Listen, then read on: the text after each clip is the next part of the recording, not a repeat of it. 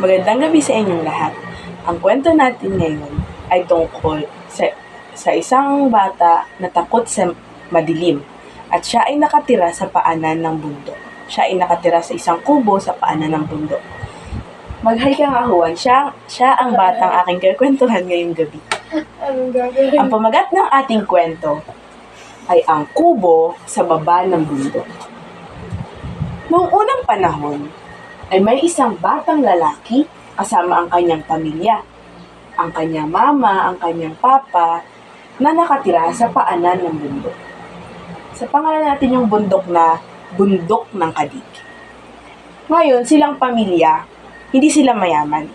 Ang tatay niya, ang kinabubuhay ay mag-uuling, magugubat, nanguhuli ng baboy damo, typical na ginagawa ng mga taong nakatira sa bundok.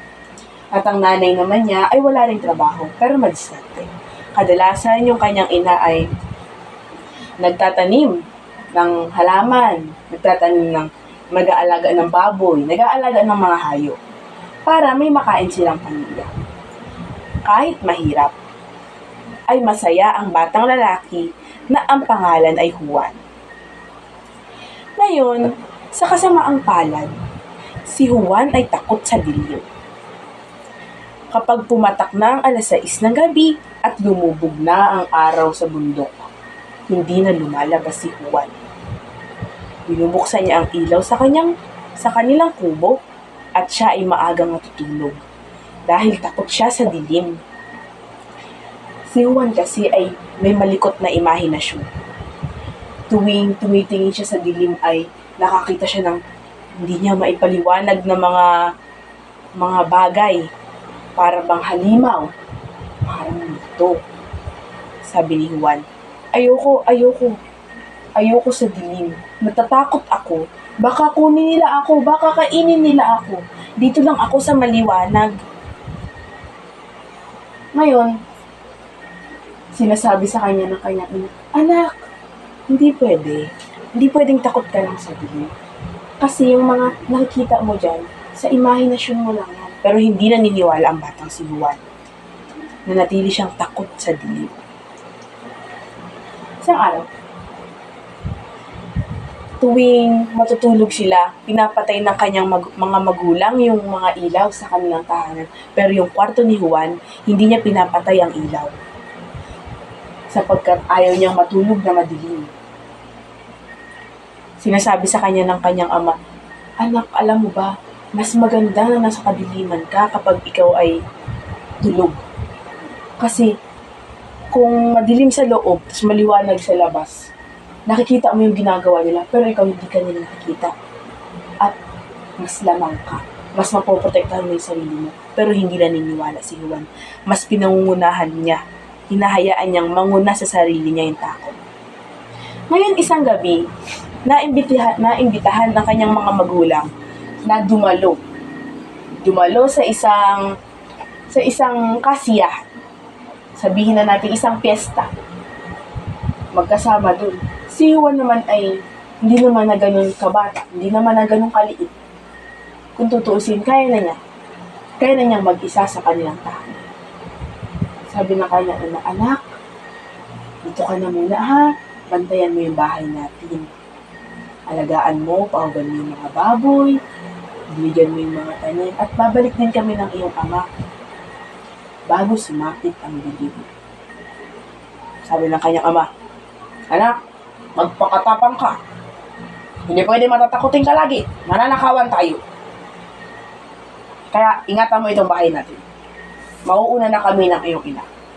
At yun, umalis na ang kanyang mga magulang patungo sa kasiyahan sa bayan. Si Juan naman, ginawa niya yung mga iyon sa kanyang ina sapagkat si Juan naman ay masipag na bata at maaasahan. Nagbilig siya, inalagaan niya yung mga halaman, yung balinghoy, yung petchay na nakatanim sa labas ng bahay nila. Binahugan niya yung mga baboy sa likod, yung 2 baboy na alaga ng kanyang ina, pati na rin yung baboy damo na nahuli ng kanyang ama. Binahugan niya yun. Ngayon yung inuuling na niyog ng kanyang ama din sa gilid, binantayan niya ni Juan. Hanggang sa, di na malay ni Juan yung oras. Sabi niya, bakit Dumidilim na. Nasaan na kaya sila, Mama? Wala, anong gagawin ko? Nakita niya yung araw. Nag-iiba na ang kulay ng langit. Ano bang kulay ng langit kapag madilim na? Black. Black hindi. Kapag lubog na yung araw, ano nakikita mong kulay? Orange. Orange yun. Kulay orange na yung langit. Napapansin mo yun. Na siya. Nagpapanik na siya. Bumibilis na yung tibok ng dibdib niya. Anong nararamdaman mo pag nagpapanik ka? Ganun.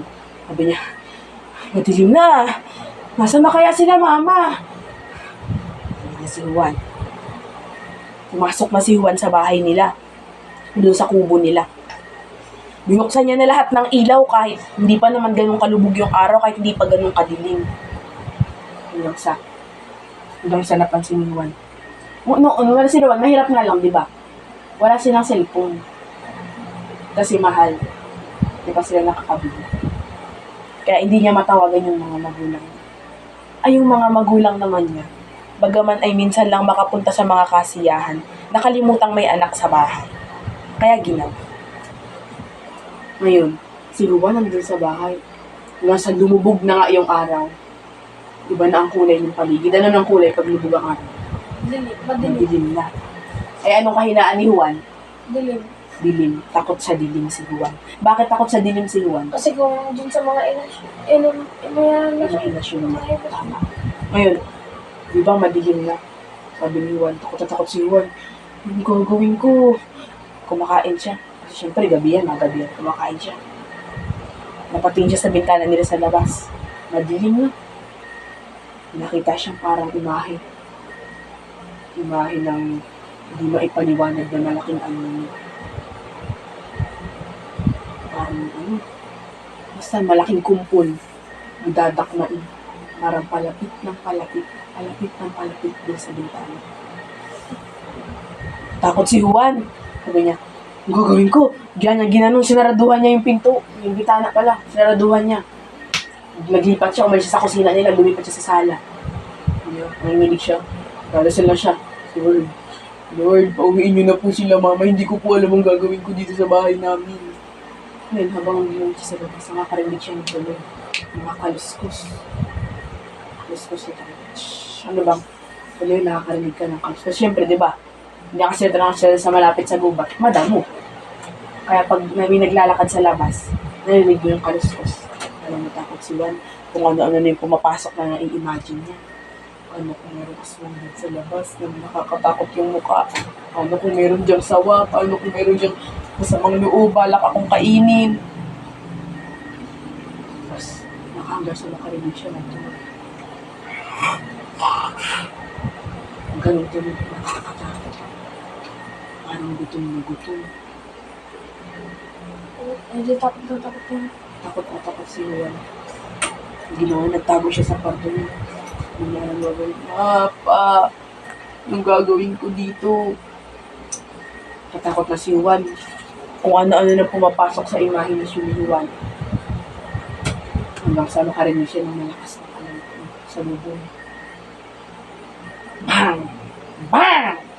Gusto na nag-impos. Wow! Lalong natakot si Juan. Ano yun? Bakit may ganun sa bubong namin? Nagpapanik na siya. Bakit may ganun? Ano yung tunog na yun? May aswang na ba? Maya. Nabigyan siya nakatok sa pinto. Bag! Lalong natakot si Juan.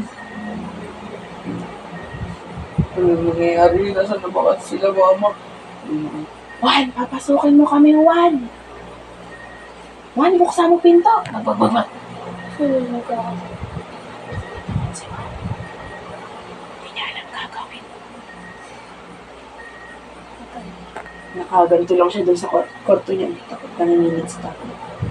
Yung gagawin ko, hindi ko alam, mamatay na ba ako? Ito na ba ang katapusan ko? Bakit kasi wala pa sila, Mama?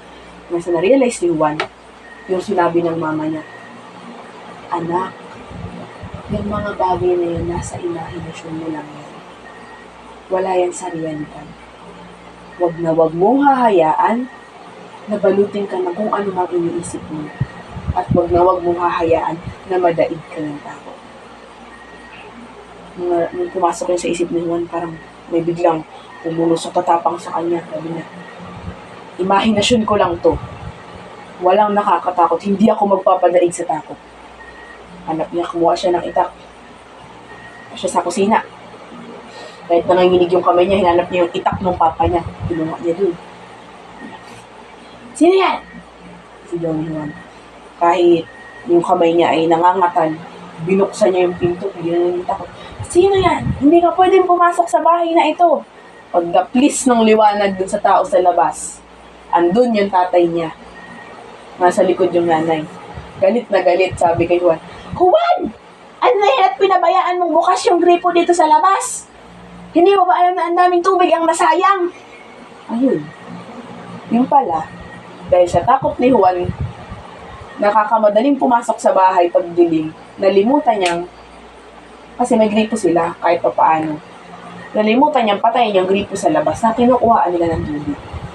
Kaya pagdating ng nanay at tatay niya, galit na galit sa akin. Doon nagtatapos ang kwento ng kubo sa baba ng bundok.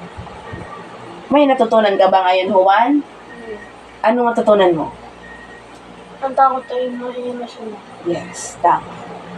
Yun lang po, sir. Bye-bye.